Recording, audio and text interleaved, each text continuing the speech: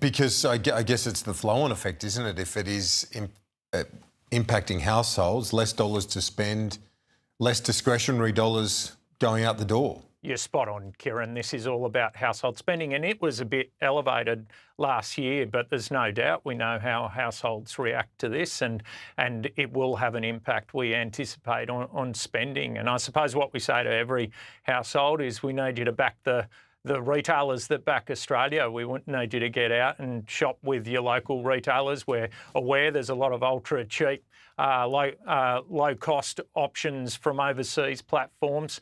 We'd say let's back the retailers that are employing local people, that are operating in your local communities, because these retailers are doing it tough. But in that is also a message to the government.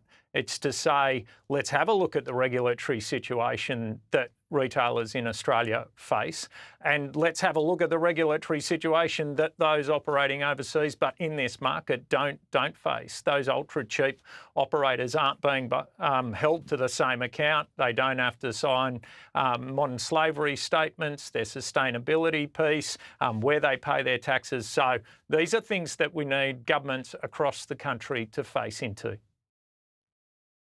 So do you believe at the moment it is not a level playing field when it comes to those that have a local presence and those that don't?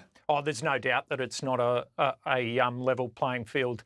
There's no doubt that Australian retailers are facing a huge regulatory burden, and I would say that more generally of Australian companies. We understand that the cost of compliance from 2013 to today has increased by $100 billion. And I think why that matters for every Australian household is because that $100 billion removed from the system could otherwise work to bring downward pressure on prices. And so when our governments continue to move to regulate and further regulate industry, they're adding cost of doing business in this country. And that ultimately has an impact on prices.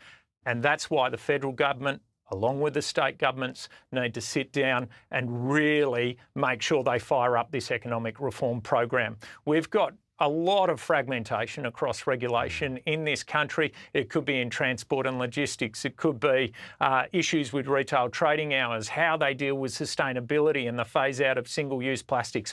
All of this counts up in hundreds of millions and billions of dollars of additional cost on Australian businesses. So if we want to fix this problem and we want to put downward pressure on prices, downward pressure on interest rates, then what we're going to have to do is stare into these issues. And as the Australian Retail Council, you can rest assured that over the coming year ahead, we're absolutely going to have a laser focus on this. And we need some of the state premiers to come to the table and understand that we need to move on this.